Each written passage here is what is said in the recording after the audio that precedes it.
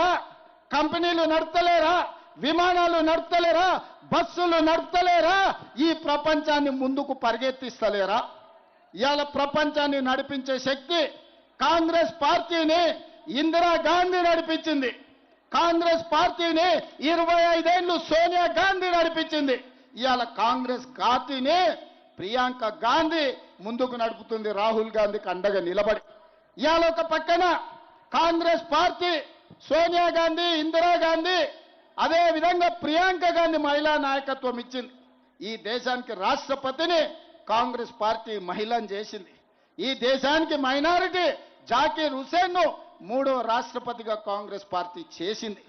ఇవాళ మా మంత్రివర్గంలో మీకు అందరికీ తెలుసు, సీతక్క ఇవాళ ఒక గొప్ప మంత్రిగా, కొండా సురేఖ గారు ఇవాళ మా మంత్రివర్గంలో ఉన్నారు.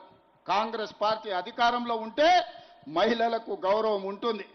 ఇవాళ ఇదే కాదు, మా అక్కలు నేను అడుగుతున్నా, అక్క 10 ఏళ్ళు ఈ పనికిమాలోడు ఎవడన్నా రేషన్ కార్డు ఇచ్చిండా? Ration card? వాళ్ళు అయ్యే జాగిరా? మీరేమన్నా గజ్వేల ఫామ్ హౌస్ అడిగినరా? లేకపోతే జన్వాడలో ఏమన్నా 2 ఎకరాలు అడిగిర్రా? మేము పేదోళ్ళమయ్యా, మాకు రేషన్ కార్డు ఇస్తే బియ్యం వస్తాయి, మాకు రేషన్ కార్డు ఇస్తే ఇవాళ సాదర వస్తుంది అని మీరు అడిగారు. ఒక్క రేషన్ కార్డు అని ఇచ్చిండ్రా? కానీ మీ సోదరుడు, మీ తమ్ముడు, మీ బిడ్డ రేవంత్ రెడ్డి ముఖ్యమంత్రి అయితే ఏడాది తిరిగాకల్లా ఒక్క జూబ్లీ హిల్స్లోనే 14,159 రేషన్ కార్డులు పేదోళ్ళకి ఇచ్చిన చరిత్ర కాంగ్రెస్ పార్టీది. ఆయల్ల మా మైనారిటీ సోదరులు కరెంటు చోరీ చేస్తున్నారని కేసులు పెడితే ఇవాళ ప్రతి వాళ్లకు ప్రతి పేదవాడికి కరెంటు ఇంటి సమస్య తీర్చడానికి 200 యూనిట్లు ఈనాడు ఉచిత కరెంటు ఇస్తున్నాం. 25,000 మంది ఇవాళ ఉచిత కరెంటు 200 యూనిట్లు ప్రతి పేదవాడికి ఇంటికి వస్తుంది. ఇవాళ సన్న బియ్యం 20,000 మంది కుటుంబాలకు ఇవాళ సన్న బియ్యం జూబ్లీ హిల్స్లోనే మీకు వస్తున్నాయి. ఇవాళ జూబ్లీ హిల్స్లో ఉండే ప్రతి మహిళ ఆర్టీసీలో ఉచితంగా ప్రయాణం చేస్తుంది. మీకు ఉచితంగా ఆర్టీసీ బస్సులో ప్రయాణం ఇస్తే ఆటో వాళ్ళని మీ మీద పంచాయతీకి తోలేడు. ఆటోలో తిరిగిన బిల్లా రంగాలు, ఆడవాళ్లకు ఉచితంగా బస్సులో పోతే ఆటో వాళ్ళకి అన్యాయం జరిగింది. వాళ్ళని ఆదుకోమంటే నాకు అభ్యంతరం లేదు. ఆటో సోదరులకు కూడా మంచి జరుగుతుంది, మంచి చేస్తాం. కానీ ఆడబిడ్డలకు ఆర్టీసీలో బస్సు బంద్ పెట్టుండ్రి, వాళ్ళని బస్సులో ఉచితంగా ఓనియొద్దని అంటారు. నేను అడగదలుచుకున్న మా అక్క చెల్లెలు, 10 ఏళ్ళు కేసీఆర్ ముఖ్యమంత్రి ఉన్నాడు, ఎన్నడైనా మీకు బస్సులో ఉచితంగా దోలాలని ఆలోచన చేసిండా అక్క?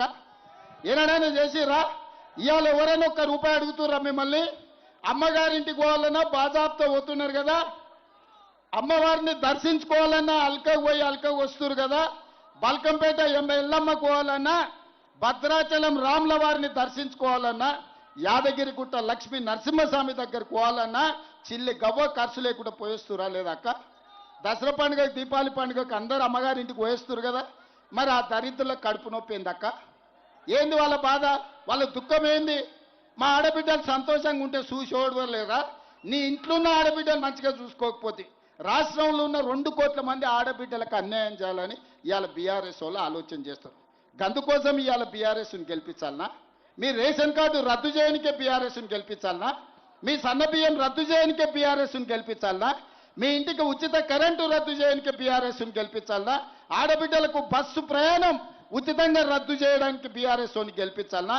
రేపటి తర్వాత మా మిత్రుడు శ్రీనివాస్ రెడ్డి గారు ఇక్కడ ఉన్నారు. జిల్లాలలో మొత్తం 100 నియోజకవర్గాలలో నియోజకవర్గానికి 3,500 ఇందిరమ్మ ఇండ్లు పంచిచ్చి పైసలు పంచడు. ఇవాళ నేను శ్రీనివాస్ రెడ్డి గారికి ఆదేశాలు ఇస్తున్న వేదిక మీద నుంచి, ఈ జూబ్లీ హిల్స్ నియోజకవర్గంలో ఎన్నికల తర్వాత ఇందిరమ్మ ఇండ్లు 4,000 ఇండ్లు ఇప్పించే బాధ్యత నాది. 4,000 ఇండ్లు బస్తీలలో ఉన్న పేదవాళ్లకు, ముఖ్యంగా జిల్లాల నుంచి వలస వచ్చి సంపాదించిందంతా ఇంటి కిరాయికే కట్టుకుంటున్న మా పేదోళ్లకు నవీన్ యాదవ్ ఎమ్మెల్యేగా గెలిచి మంత్రి గారిని తీసుకొచ్చి మీ బస్తీలో 4,000 ఇండ్లు ఇప్పించే బాధ్యత నాది. ఇది నా మాట, మీరు గెలిపించుకోండి. ఇవాళ నేను ఒక్క మాట అడగదలుచుకున్నా, మీరు ఆలోచన చేయండి. 3 సార్లు బీజేపీకి ఇచ్చారు. 2014, 2019, 2023 3 సార్లు బీజేపీ ఎంపీని గెలిపించారు. 2014 2018 2023 బీఆర్ఎస్ ఎమ్మెల్యేని గెలిపించారు. మీ సమస్యలు తీరినాయా? మీ సమస్యలు తీరినాయా?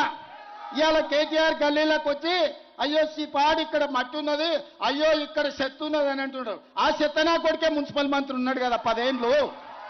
ఈ చెత్త పెరగడానికి, ఈ మోరీలు నిండడానికి, ఇవన్నీ సర్వ దరిద్రాలకు సర్వ రోగాలకు కారణం వాడే కాదా?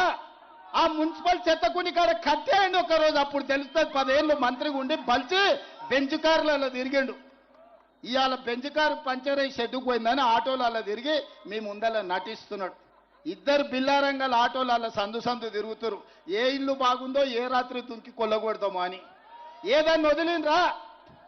అదే కాంగ్రెస్ అధికారంలో ఉంటే, తెలుగుదేశం నాడు అధికారంలో ఉంటే ఔటర్ రింగ్ రోడ్డు కానీ, హైటెక్ సిటీ కానీ, అంతర్జాతీయ ఎయిర్పోర్ట్ కానీ, ఈరోజు హైదరాబాద్ నగరంలో ఉన్న మెట్రో కానీ, కృష్ణానది జలాలు, గోదావరి జలాలు ఈ హైదరాబాద్ నగరానికి తరలించింది కాంగ్రెస్ పార్టీ, ఆనాడు చంద్రబాబు నాయుడు.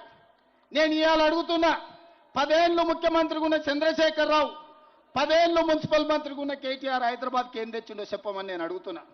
శిల్పారామం మేం కడితే ఈ సన్నాసి వాడు సెల్ఫీలు దిగి పెడుతున్నాడు. హైటెక్ సిటీ మేం కడితే ఈ హైటెక్ సిటీ చూడని దాని ముందర బొమ్మ దిగుతాడు.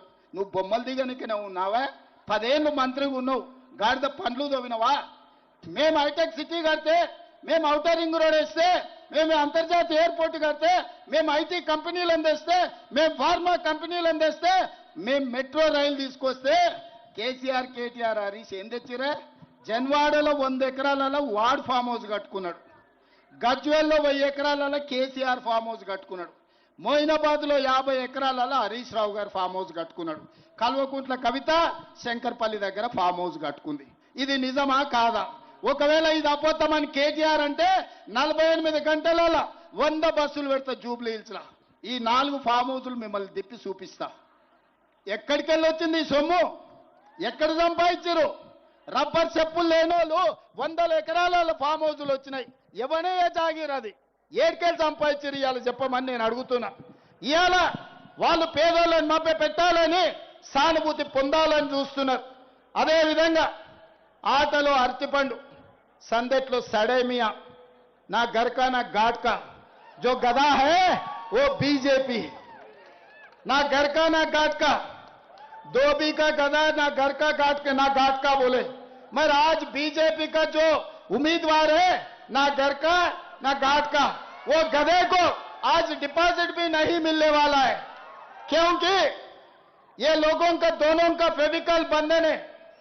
हमारे माइनॉरिटी भाइयों से मैं एक ही गुजारिश करना चाहता हूं, भाई मैं हमारे अजहर भाई को मैं मंत्री बनाया, क्या तकलीफ है उनको, क्या सरदर्द है उन लोगों का?